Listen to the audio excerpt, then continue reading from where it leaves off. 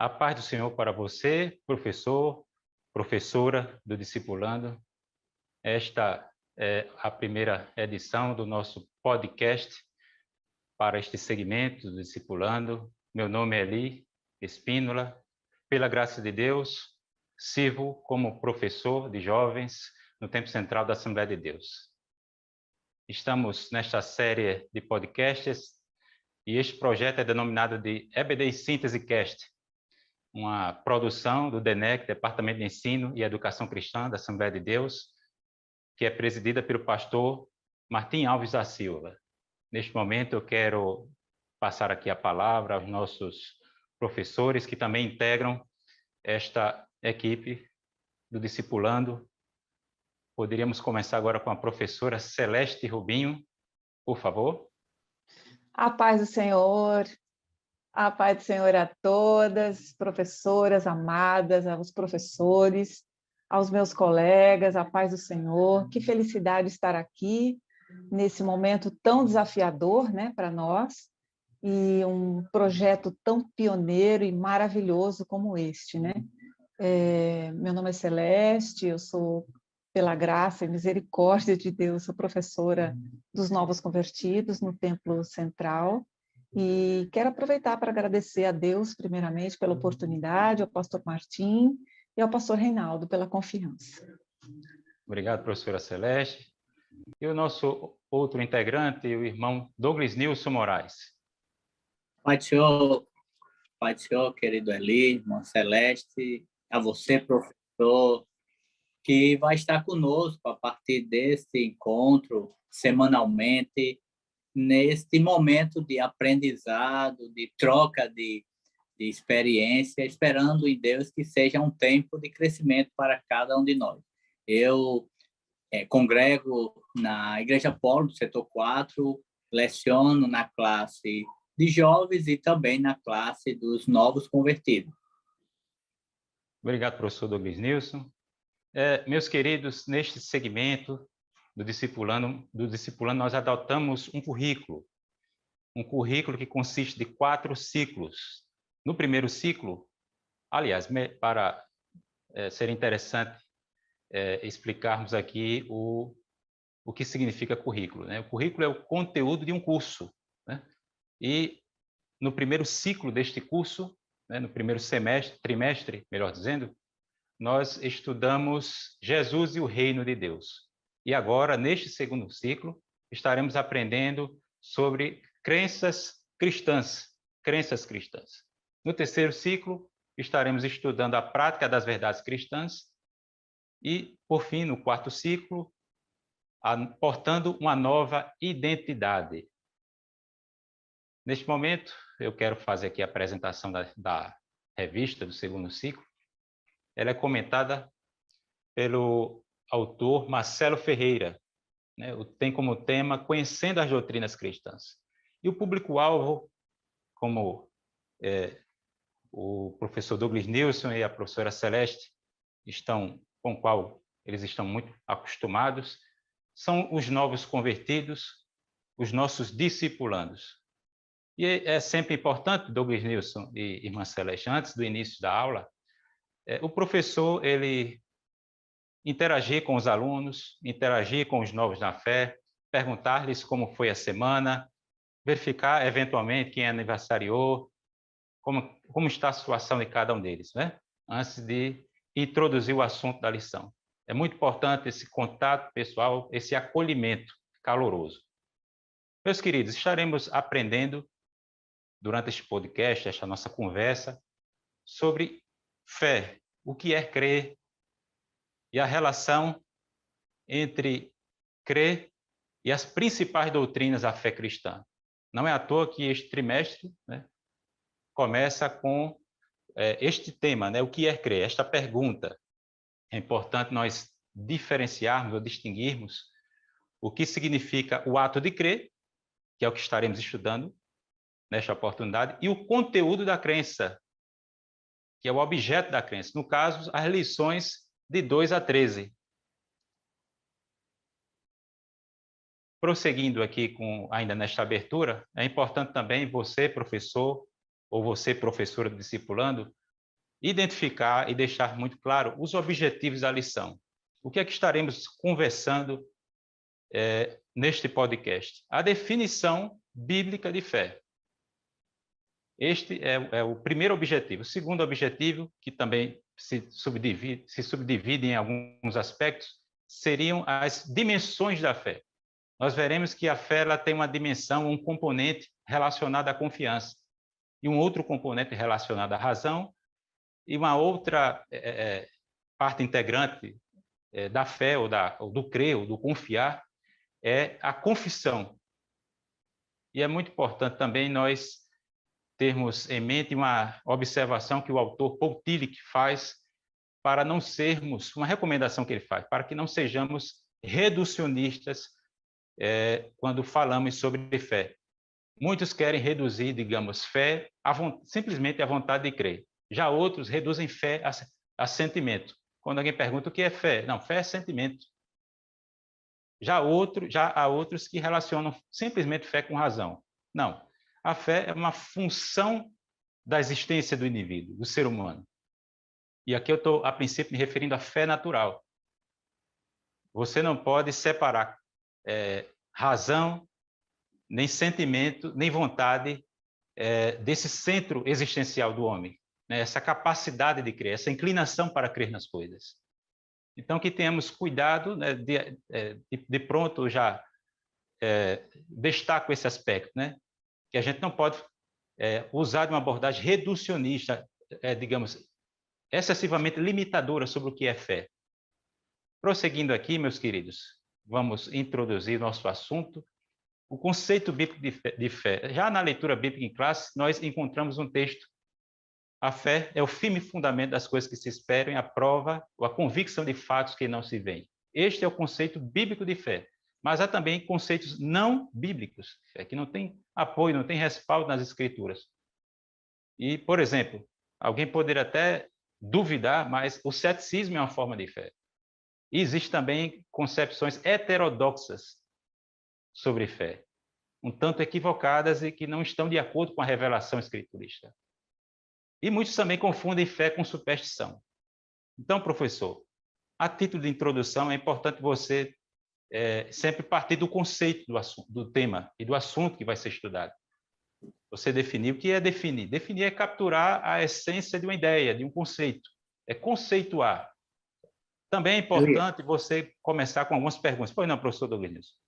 E é interessante também, nesse momento conceitual, apresentar os diferentes tipos de fé, né? Você começou a falar que existe a fé comum, que é uma fé que qualquer pessoa, Sim, em qualquer lugar, pode dizer que tem fé. Tem fé que as coisas vão melhorar diante do contexto que nós estamos vivendo.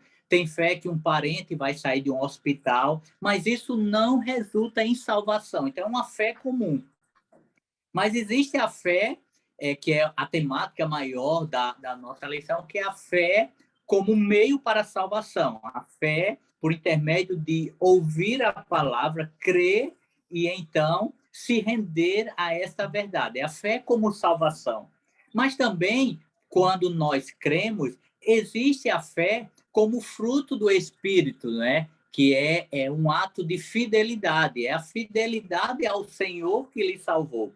Existe também a fé sobrenatural, que é um dom, que sim. aí vai levar aquela pessoa que o Senhor lhe concede a ações sobrenaturais por intermédio da fé. Então, esses 4 elementos é importante pontuar para que tanto o novo convertido compreenda essa distinção e se posicione acerca do momento e da fé a qual ele está vivenciando, que é um processo de crescimento a partir do momento que ele se rende a Cristo.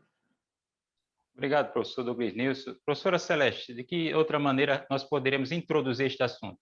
Eu falei aqui sobre definições de fé, o Douglas Nilson indicou aqui algumas modalidades ou espécies de fé. O professor pode, de repente, fazer perguntas ao aluno sobre o entendimento particular que ele tem de fé, assim como ele também poderia introduzir o tema fazendo uma prévia sobre o conteúdo, mas de que outra maneira poderíamos aqui indicar ou sugerir para o professor, professora Celeste, do É discipulando? interessante. O tema da lição já é muito interessante porque é uma pergunta, né? O que é crer, né? E a pergunta, eu penso que ela é muito mais desafiadora para um aluno, para uma classe de novos convertidos, do que você, de repente, já vir expondo conceitos muito, muito complexos, né? Eles são necessários para não simplificar demais o tema. No entanto, eles precisam, se eu pudesse chamar, eu diria uma tradução, né? Uma tradução desse tema, né? Essa tradução, ela pode ser porque o objetivo da lição, como o irmão ele muito bem esclareceu, são três, né? Conceituar a fé, que os professores, meus colegas, já deram uma explanação muito boa, e aspectos da fé, né? A fé é confiar, conhecer e confessar, né? Então, eu acho muito importante numa aula de novos convertidos, onde há uma natural dispersão de ideias, porque é um ambiente novo para ele, é uma temática absurdamente nova, né? Porque eles vêm de outras religiões, então você tem que quebrar alguns paradigmas com eles, né? Então, eu acho que um outro caminho eu gosto muito de fixar nos objetivos, né? Se eu tenho conhecer, confiar e confessar, eu, eu partiria também, ou destacaria também, você trabalhar etimologicamente a origem dessas palavras, né? Porque elas, para o meio cristão, elas se imiscuem, né? Mais ou menos. Mas elas têm funções diferentes, né? Então, você pode partir para a origem da palavra, você pode trabalhar com sinônimos dessa palavra e até antônimos dessa palavra, né? Porque como é muito importante você dizer o que é e o que não é, né? De onde eu parto, o princípio e o que não é. Como o professor Declinilson falou, o que não é, tem vários tipos de fé, tem algumas que elas fogem, né, da interpretação bíblica, né? Então, eu penso que esses três momentos de você trabalhar etimologicamente, de você trabalhar sinônimos e antônimos da palavra principal, no caso aqui, é crer, eu acho bem interessante e Por produtivo. exemplo, o professor falar crer, confiar, acreditar, ter certeza, convicção, E Exato. essa dar credibilidade, dar É, crédito, ter é, como crível, e esse né? elemento Um que objeto, uma Celeste entidade, algo, né? E esse elemento ali que Celeste fala do sim e não, didaticamente ela agrega muito, ela fixa muito o conteúdo. Quando eu passo o que é e ao mesmo tempo o que não é, né? O que não é fé, né? Com que conceito? E como também introduzir o aluno e perguntar, eu acho que esse é um ponto de partida interessante. O que é fé para ele? Porque nós sabemos, temos os conceitos fundamentados na palavra, mas nós temos alunos em diversos patamares. Então, quando eu ouço o conceito que ele tem sobre fé, muitas vezes um conceito um pouco místico, muitas vezes um conceito um pouco terreno, é possível nós ajudá-lo a desconstruir esses conceitos, inserindo um conceito fundamentado biblicamente. Então, é bem interessante e didaticamente essa construção, em que o aluno ele participa conceituando e nós vamos junto a ele construindo novos conceitos bíblicos. Pronto, então, perfeito. você, professor ou professora do discipulando, eis aí algumas dicas, né? Formas diferentes com as quais você poderia introduzir essa temática. Agora, já partindo para o primeiro tópico, sobre a relação entre crer e confiar, entre crença e confiança. O interessante é que nós estamos aqui usando já o verbo, né? Verbo implica ação. Não estamos aqui falando sobre entre crença e confiança. Estamos falando sobre crer e confiar. Ou seja, isso diz muito sobre o valor prático do que estamos estudando. Não estamos simplesmente aqui nos valendo de conceitos abstratos, né? Mas de algo prático. Crer e confiar. Quando você crê, você confia. Confia em algo, confia em alguém. Então, a que se deve essa relação entre confiança entre crença e confiança, entre crer e confiar?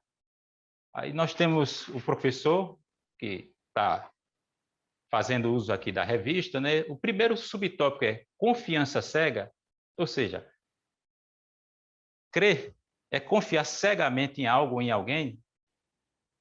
Não, claro que não. O primeiro ponto que eu posso aqui destacar é o fato do ser humano ter sido criado à imagem e conforme a semelhança de Deus.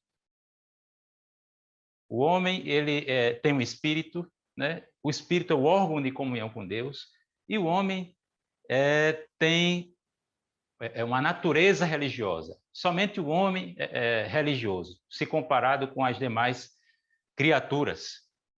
E é no coração do homem. O coração, biblicamente falando, é uma metáfora para os sentimentos, para a razão e para a vontade. No coração do homem, a Bíblia diz, sobre tudo que se deve guardar, guarda o teu coração, porque dele procedem as saídas da vida. É no coração que se encontra a raiz da religiosidade do homem. Seja ele cristão, seja ele não cristão. O homem é um ser incuravelmente religioso. É por isso que ele tende a confiar em algo ou em alguém, e é por isso que, por mais selvagem e rude, troglodita que ele seja, ele vai tratar com superstição alguma coisa, né? Então, essa vocação religiosa, nós fomos criados à imagem de Deus e nós existimos para nos relacionarmos com Deus. Nos relacionarmos com Deus. Nós somos seres também espirituais. Então, isso tem a ver com o que estamos estudando. Uma outra questão é que confiar, segundo Lutero, é algo do coração. Você poderia definir confiança como entrega ou autoentrega. E a explicação por trás dessa definição de Lutero é que confiar diz respeito a uma espécie de extravasamento do ser humano, né? É porque você está se voltando para algo fora de você. Você está se fundamentando em algo para além de você, para fora de si mesmo. É isso que Lutero quis dizer com o fato dessa relação entre fé e confiança e de ser algo do coração. Por quê? Porque nosso coração ele sempre se prende e se deixa cativar por algo, né?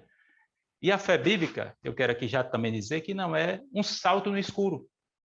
Como disse um filósofo dinamarquês chamado Kierkegaard, né?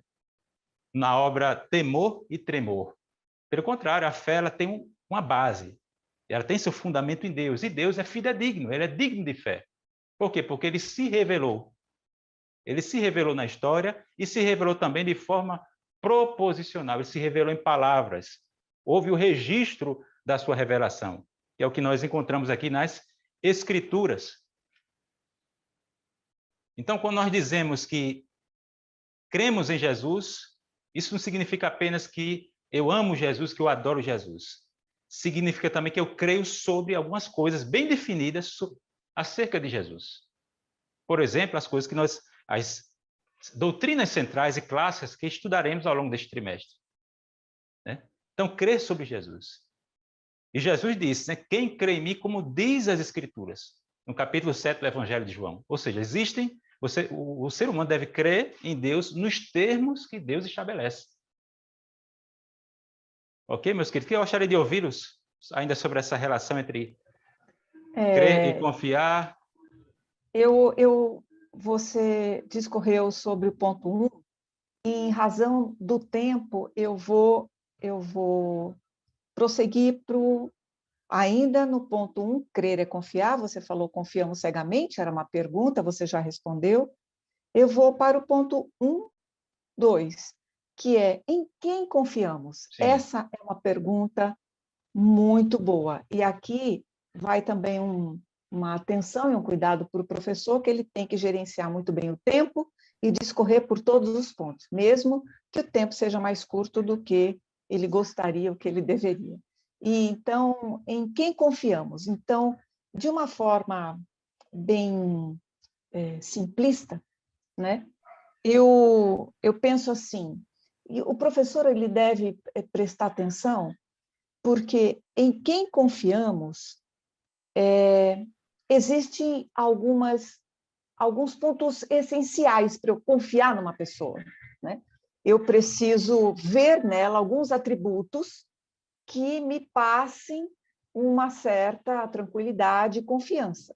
Quais atributos? Isso depende de cada um, mas um deles seria a verdade dessa pessoa. Ela é verdadeira para comigo, então eu me sinto confortável e acabo confiando nela.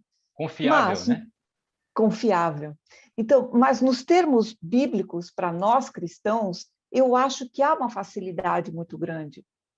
Por quê? Porque a verdade para nós não é uma filosofia. A verdade para nós é uma pessoa, é Jesus, né? Evangelho de João 14:6. Eu sou a verdade.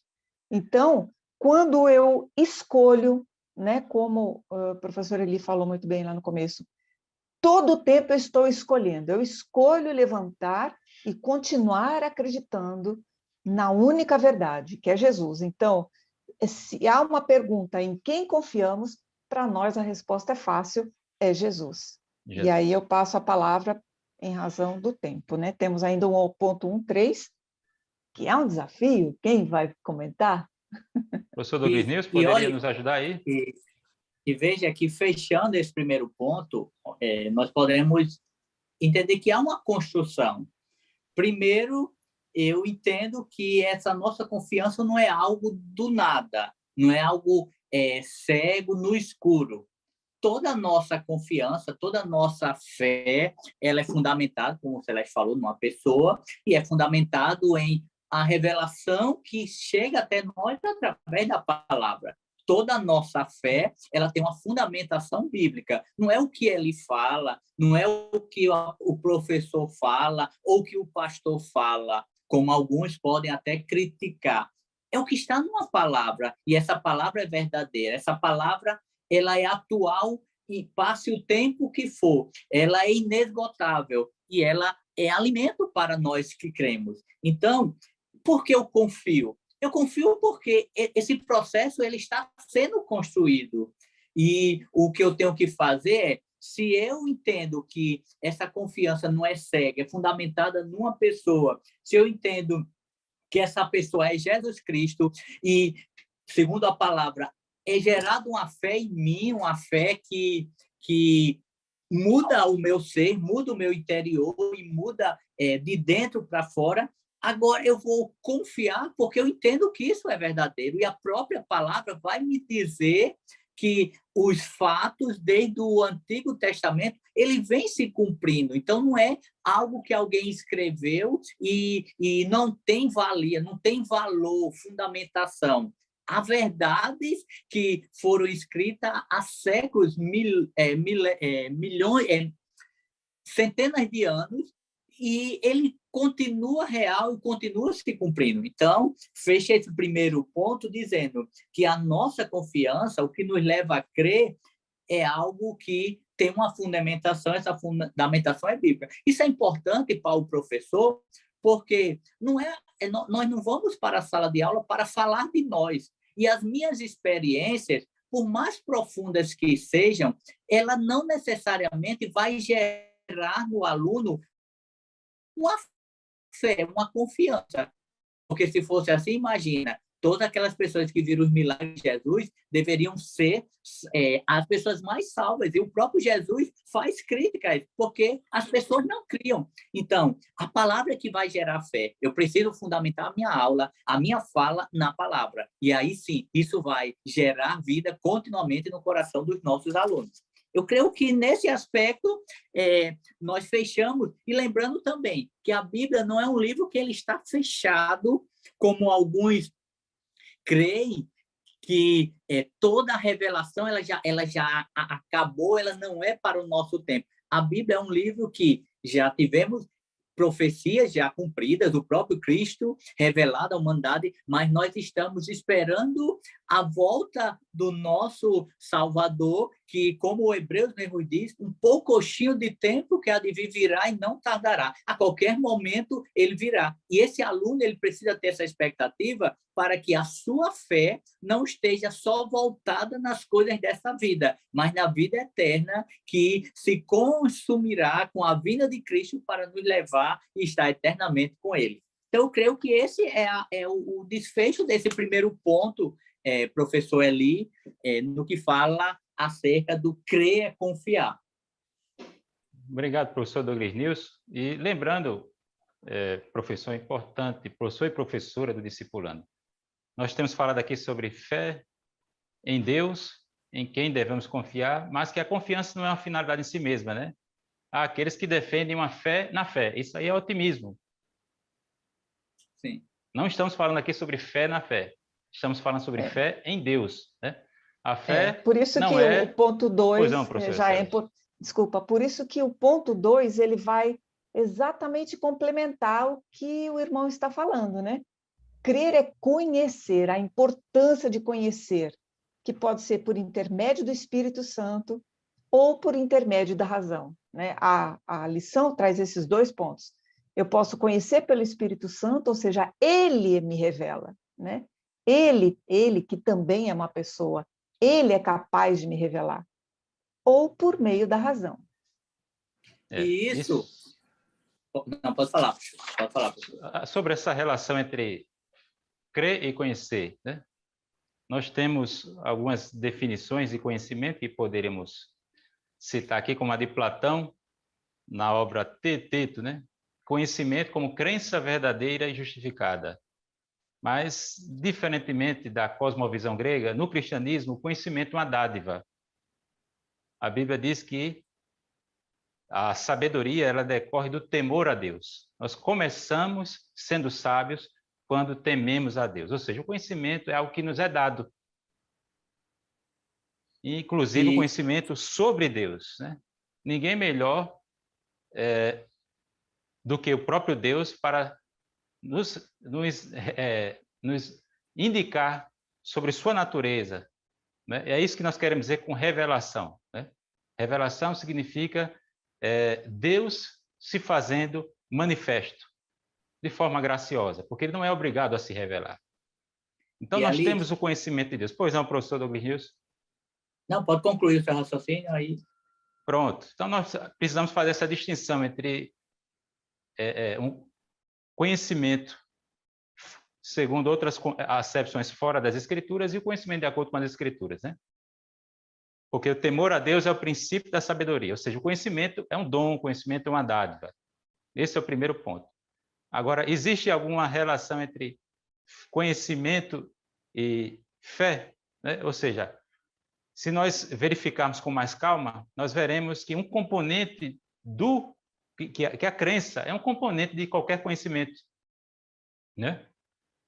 Você crê necessariamente em tudo que você conhece, tá certo? E nós temos pressupostos, inclusive o não cristão ou o descrente, ele tem pressupostos, né? Por exemplo, o cientista, ele crê no eu, ele crê na existência do eu dele, ele crê em outras mentes ou em outras consciências, ele crê nos entes matemáticos, ele crê nas leis físicas, na existência das leis físicas. O cético, por exemplo, quando ele critica algo, ele já está pressupondo outras crenças, crenças alternativas. Ele não quer aceitar as verdades cristãs, mas ele tem suas próprias crenças. Ninguém é esvaziado de crença. Sempre estamos crendo em algo. Até o ateu. O que o ateu faz? O ateu, ou ele idolatra o homem, né, a humanidade, no caso ele seria um humanista, né? Ou ele idolatra a razão, ou ele idolatra as coisas materiais, o impessoal. E algo interessante, que faz parte do desígnio da natureza humana, é justamente nossa inclinação para acreditar nos nossos sentidos. Acreditamos em nossas percepções. Pronto, eu estou aqui diante de um monitor, eu acredito nisso. Seria irracional eu não aceitar isso. Por exemplo, uma pessoa, ela acredita na sua memória, nos dados da sua memória, né? A pessoa também, ela, a não ser que ela tenha evidência em contrário. Então, tudo isso aí faz parte, ou seja, nós estamos a todo instante crendo em algo, exercitando nossa crença. E é por isso que para nós é difícil mentir. Mentir. Por quê? Porque é da natureza humana acreditar nas coisas verdadeiras. Deus nos criou assim. Por exemplo, muita gente quer ser pós-moderna, mas em assunto ou em matéria de tecnologia, ciência, engenharia, a pessoa ela não vai conceber que a realidade é uma ilusão. Por exemplo, diante de uma bula, de um veneno, ela não vai dizer que aquilo ali é relativo. Ela não vai querer desconstruir o texto daquela bula. Ela vai acreditar que aquilo ali, objetivamente, está tratando de um veneno. Fala, irmão. Ok, meus queridos? Era só essa... E ali, Eu estava aqui ressaltando essa questão da crença no nosso conhecimento, sim, e que é inescapável. Não tem como você sim. deixar de crer em algo.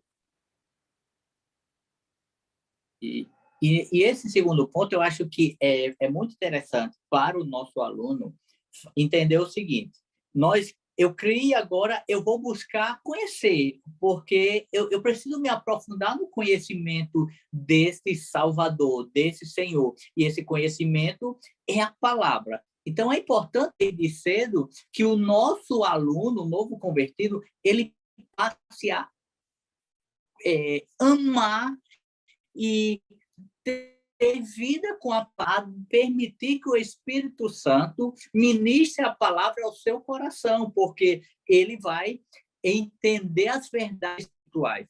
Só que, conforme o escritor da lição ele vai deixar claro, nós temos que ter cuidado para não ir extremos.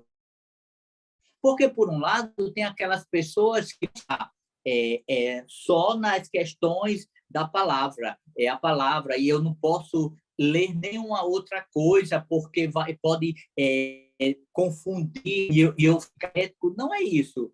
Ele precisa conhecer, buscar amar a palavra, mas ele também precisa entender que nós estamos nessa terra e a literatura, há questões que ele precisa também ter fundamentação na vida. A palavra ela não vai ter resposta para as minúcias da vida, mas se ele tiver uma vivência com a palavra, ele vai ter problemas com aquilo que o companheiro de trabalho venha questioná-lo, porque a fé dele está em constante solidez, em constante aprofundamento. Então, eu não preciso ser questionado quanto à minha fé, ainda que a pessoa não creia e queira combater. Por quê? Porque eu tenho uma vivência com a palavra diária e eu também busco me arvorar de conteúdos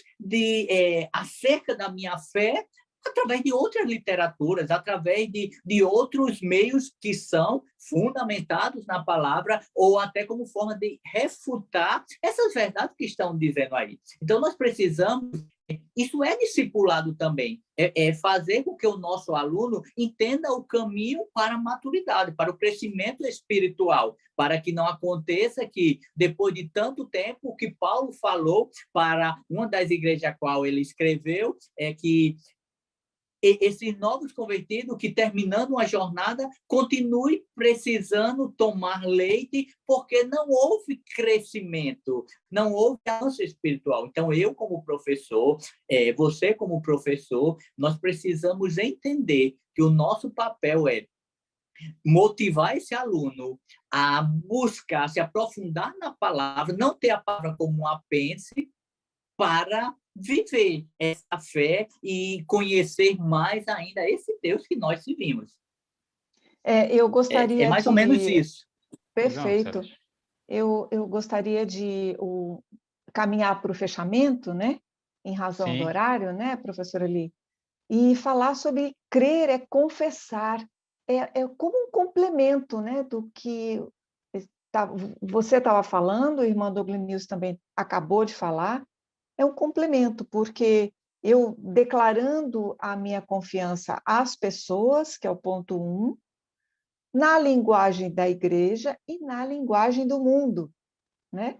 Em ações e atitudes. Esses 3 pontos, embora eles estejam didaticamente separados, eles podem ser compreendidos de uma única forma, né? Porque o meu linguajar num ambiente que já me é muito propício, que é o ambiente da igreja, é um ambiente facilitador, né?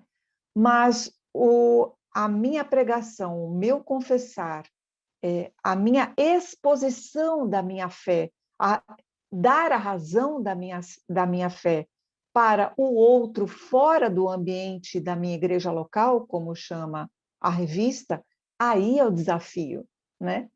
E é um desafio tão grande porque eu preciso encantar esta outra pessoa. Eu preciso ser o meio, eu sou embaixadora de Cristo, né? A minha responsabilidade é muito grande.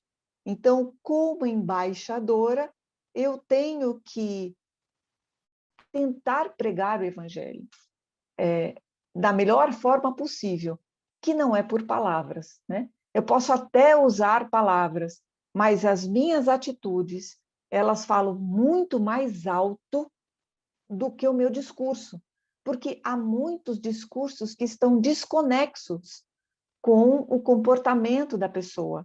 Então, eu acabo tendo um discurso falando outra coisa, e a tradução disso para o outro que está lá fora diz o quê? Eu não quero fazer parte disso, né?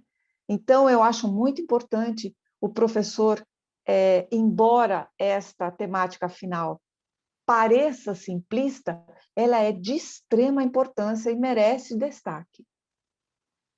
Obrigado, professora Celeste. Professor Douglas Nilson, vamos só fechar aqui esse terceiro tópico, Eu por acho só, favor. Aí prosseguiremos para a conclusão, por causa do nosso como tempo aqui. fechamento desse tópico ali, eu acho que a gente poderia resumir da seguinte forma.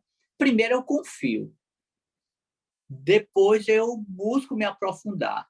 Então, é conhecer. E isso vai cada vez mais me dando convicção. E eu confesso, eu vou confessando cada vez mais essa fé que eu estou vivenciando. Mas aí tem um detalhe que eu acho que une-se a fala da professora Celeste. É obedecer.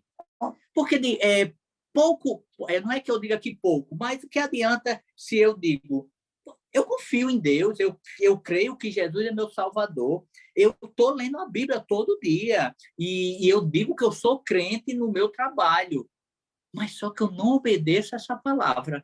Então, meio que eu estou eu estou vivendo uma fé relativizada, eu estou relativizando o que é absoluto na palavra. Eu estou dizendo que eu consigo confiar, aprofundar-me, confessar sem viver. E isso é hipocrisia, não dá para eu fazer isso. Então, eu preciso deixar isso claro para o aluno, porque ele vai voltar para a sua casa. E aí, o que é que ele vai fazer com esse monte de informações? Praticar.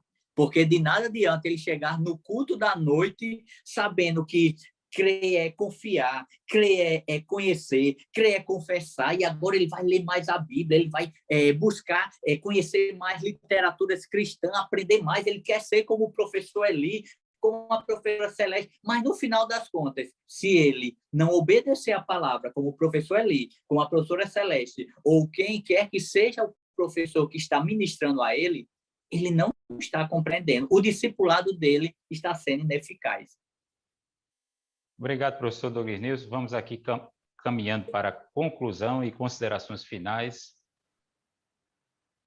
O professor do discipulando, a professora do discipulando, né, teriam como opções, neste momento final, recapitular os aspectos centrais do que foi estudado, discutido aqui, né, que é o assunto da lição. Lembrando que a verdade cristã, ela é primeiramente objetiva e histórica, ou seja, Deus se revelou na história. A história é o palco da revelação de Deus. Somente depois é que a fé, essa verdade cristã que eu incorporo, da qual eu me aproprio, né, ela se torna subjetiva e experimental. E como o professor Douglas Nilson falou, eu creio para entender, ou seja, é uma fé em busca de compreensão. Além dessa relação incondicional de confiança, porque eu não tenho uma relação de barganha de confiança com Deus. Não, é uma relação graciosa. Deus não tem obrigações para comigo, eu que devo obediência a Deus. Então, temos falado aqui sobre a fé do ponto de vista da confiança, do ponto de vista do conhecimento e também do ponto de vista da vivência. Uma fé verdadeira, ou seja, aquela que é respaldada na palavra e que resulta em mudança de vida.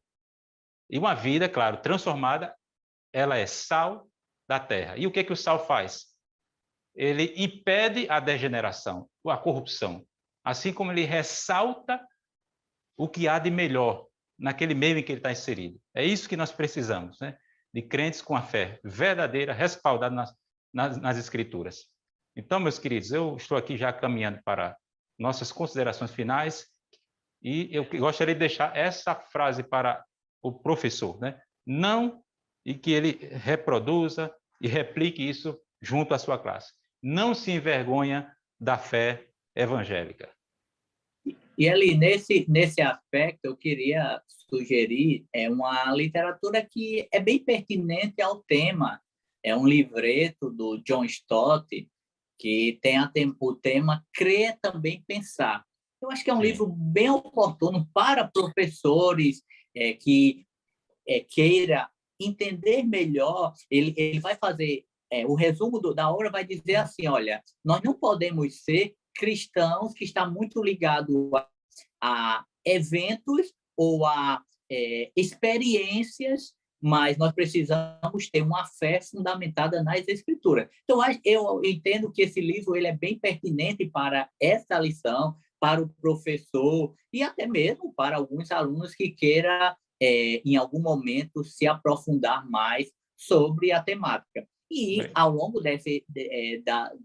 do nosso trimestre, livros dessa natureza vão ser bem oportuno e bem fortalecedor para o crescimento do professor na construção da sua aula. Certamente existem outras literaturas, você e a professora Celeste também podem corroborar com isso, mas eu lembrei desse livro porque o título tem muito a ver com o tema da nossa lição. Pronto, obrigado, professor Douglas Nilson. Eu vou deixar para depois, em função do tempo, a minha dica literária. Professora Celeste, suas considerações finais? Por favor.